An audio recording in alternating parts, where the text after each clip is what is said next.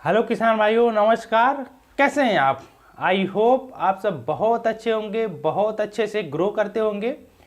YouTube channel smart fish farming में आप सभी का स्वागत है। मैं मत्स्य पालक, आपका दोस्त, आपका भाई आशीष यादव। किसान भाइयों, जैसा कि ठंडी आने वाला है और लगभग 80% ठंडी आ गया है, टेम्परेचर डाउन हो गया है।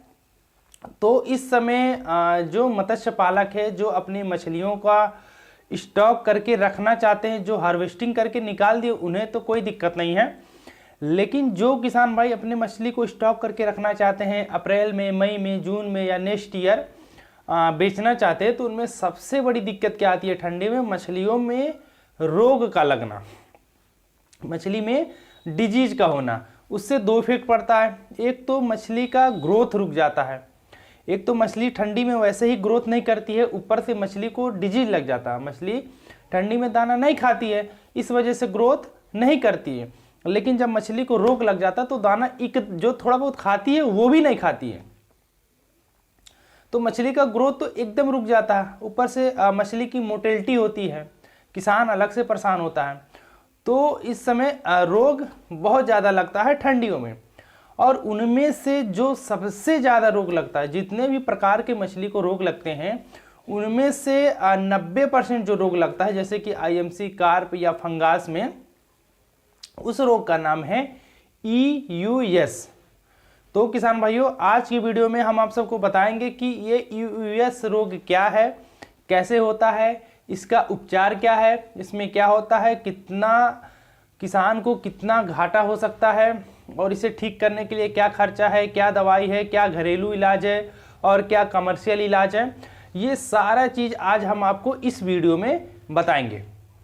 तो किसान भाइयों, अगर आप मेरे चैनल पे नए हैं, मेरे वीडियो को आप पहली बार देख रहे हैं, तो प्लीज़ हमारे YouTube channel smart fish farming को सब्सक्राइब कर लीजिए।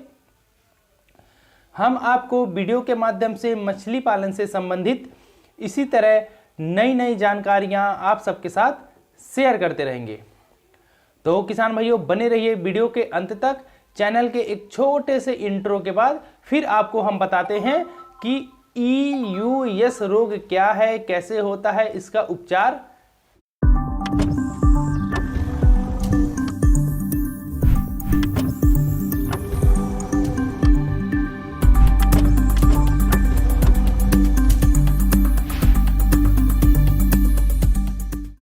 तो किसान भाइयों, चलिए हम आपको बताते हैं कि EUS रोग क्या है, कैसे होता है, कब होता है, इसका उपचार क्या है। EUS, ठीक है, इसका पूरा नाम है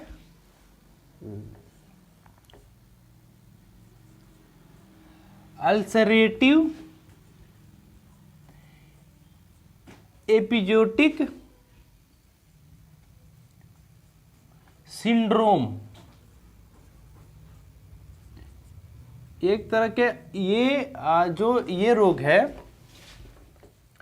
ये जो अल्सरेटिव एपिजोटिक सिंड्रोम जो है, ये एक प्रकार का मछलियों में होने वाली महामारी है।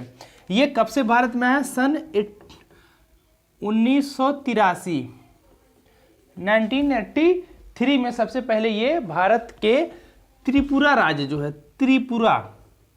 त्रिपुरा राज्य में सबसे पहले इस रोग को देखा गया था। कहाँ पे? भारत के त्रिपुरा राज्य में। उसके बाद धीरे धीरे ये पूरे भारत में फैल गया।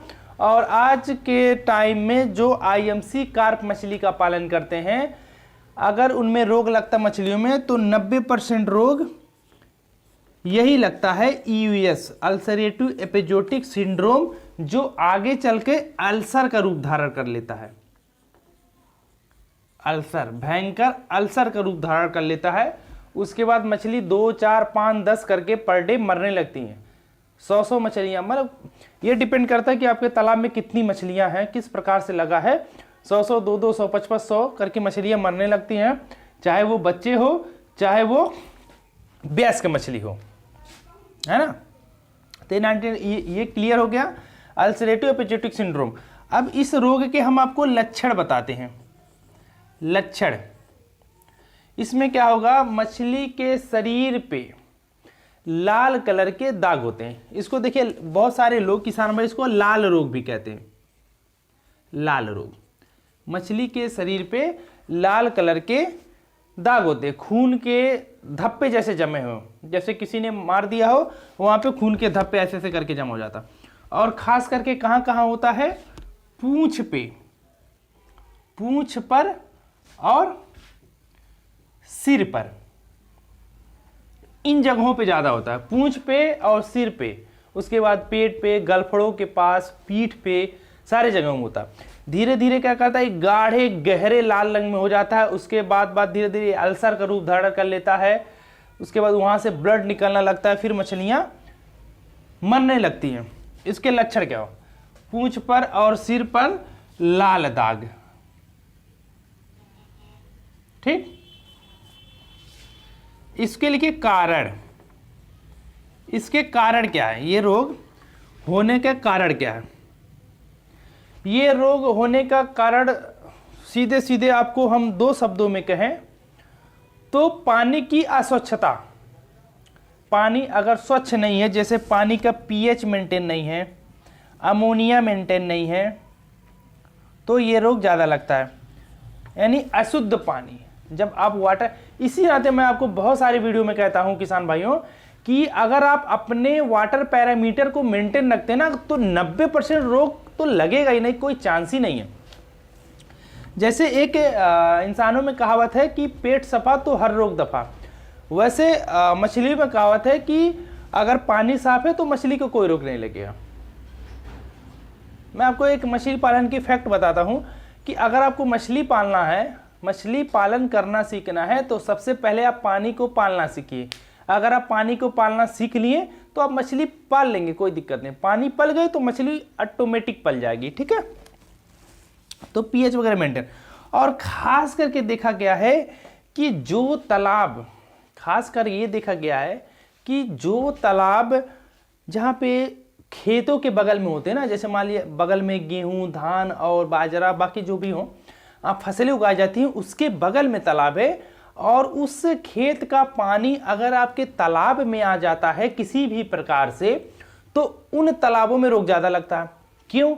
क्योंकि खेतों में कीटनाशकों का प्रयोग होता है। अब वो जो कीटनाशक वाला पानी जब आपके तालाब के पानी में मिक्स होता है ना, तो वाटर पैरामीटर डिसबैलेंस होता है, मछलियों की इम्यूनिटी घटती है। और जब इम्यूनिटी घटती है तो फिर कहीं ना कहीं मछलियां रोग के चपेट में आ जाती है। एक प्रकार से फफूंद से होने वाला रोग है, फफूंद, फफूंद से रोग होने, फंगस, ये एक प्रकार महामारी है। ठीक है, एक मछली को होता है तो सारी मछलियों में फैल जाता है। और स्टार्टिंग में अगर आप आईएमसी कार्प का मिक्स कल्चर किए हैं, rohu, catla, mrigal, grass carp, common carp, silver carp का, तो अगर मछलियों में मरना स्टार्ट होगा तो सबसे पहले जानते हैं कौन मरेगी? सिल्वर कार्प, बिघेट, नैनी, ग्रास, रोहू, उसके बाद कतला, सबसे लास्ट में कॉमन कार्प। स्टार्टिंग में सिल्वर कार्प ही मरती है ना। अब इसका सीधा सीधा चलते हैं इलाज। इसका इलाज क्या है? मैं आपको सबसे पहले इसका घरेलू इलाज बताता हूं,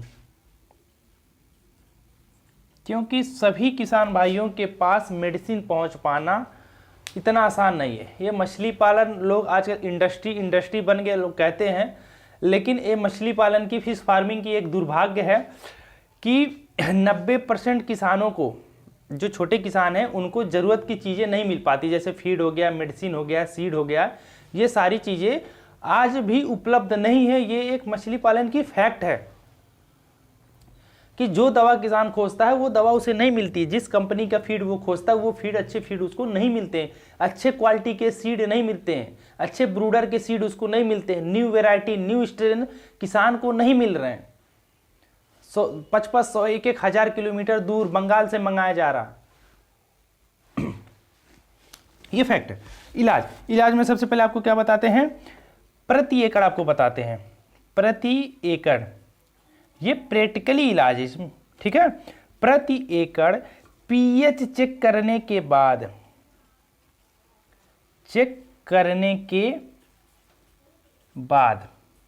40 केजी चूना, 40 केजी कली चूना, कुछ लोग पाउडर का इस्तेमाल करते हैं, कली चूना, 40 केजी कली चूना first days. Second days 10 KG iodine नमक, टाटा नमक, जिसको हम टाटा भी ले सकते हैं, 10 केजी आयोडीन नमक, इसको आप कहीं पे लिख लीजिए, काम आएगा। तीसरा क्या है, प्रति एकड़ आप 1 से 2 केजी पोटेशियम पर मैंगनेट, इसको आप कहीं पे लिख लीजिए। अगर आप मछली पालन करते हैं, आपको ये रोग का सामना नहीं हुआ है, तो आगे कहीं ना कहीं जरूर होगा। अगर नहीं करते हैं, करने के बारे में सोच रहे हैं, तो इस रोग को हमेशा आप देखने को पाएंगे, और जब हो जाता है तो ठीक होना मुश्किल हो जाता है। तो लिख लीजिए, पहला 40 केजी चूना, पीएच चेक करने के बाद अगर पीएच बढ़ा है, 7.5 से ज़्यादा आपका पीएच है, तो आपको चूना प्रयोग नहीं करना। अगर 7.5 है तो आप चूने का प्रयोग कर सकते हैं, क्योंकि चूना पीएच को बढ़ाता है, ठीक। और दूसरा नमक, चूने को क्या करना है, घोल बना के पूरे तालाब में छिड़का दीजिए फर्स्ट डेज। सेकेंड डेज नमक को घोल बना के पूरे तालाब में छिड़काव करिए सेकेंड डेज। और थर्ड डेज आप पोटेशियम परमैंगनेट का घोल बना करके पूरे तालाब में छिड़काव करिए। 100% आपका 10 डेज के अंदर आपके मछलियों की मोटेलिटी बंद हो जाएगी।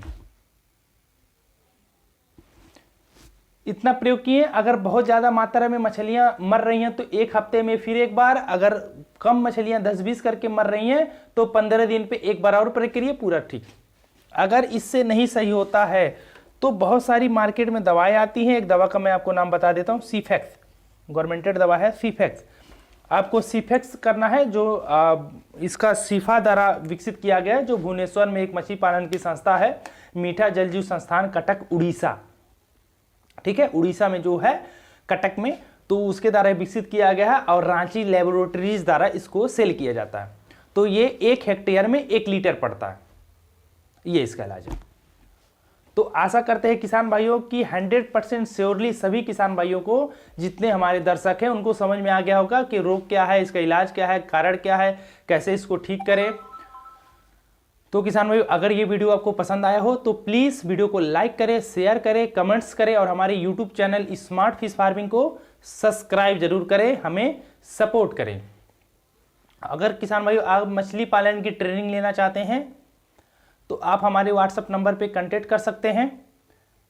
अगर आप को मछली की फीड चाहिए, चाहे floating feed, sinking feed, homemade feed, या फिर मछली की मेडिसिन चाहिए, तो आप हमारे नंबर पे कांटेक्ट कर सकते हैं, हमें व्हाट्सएप कर सकते हैं। हम आपको सभी चीज़ें प्रोवाइड कराएंगे, चाहे ट्रेनिंग हो, चाहे सीड हो, फ्लोटिंग, चाहे सीड हो, चाहे फीड हो, चाहे फ्लोटिंग फीड हो, चाहे सिंकिंग फीड हो, चाहे मेडिसिन हो, डिजीज का मेडिसिन हो, चाहे ग्रोथ बूस्टर हो, चाहे लिवर टॉनिक हो, किसी भी प्रकार की कोई भी ज़रूरत हो तो आप हमसे कांटेक्ट कर सकते हैं हमारे व्हाट्सएप नंबर पे।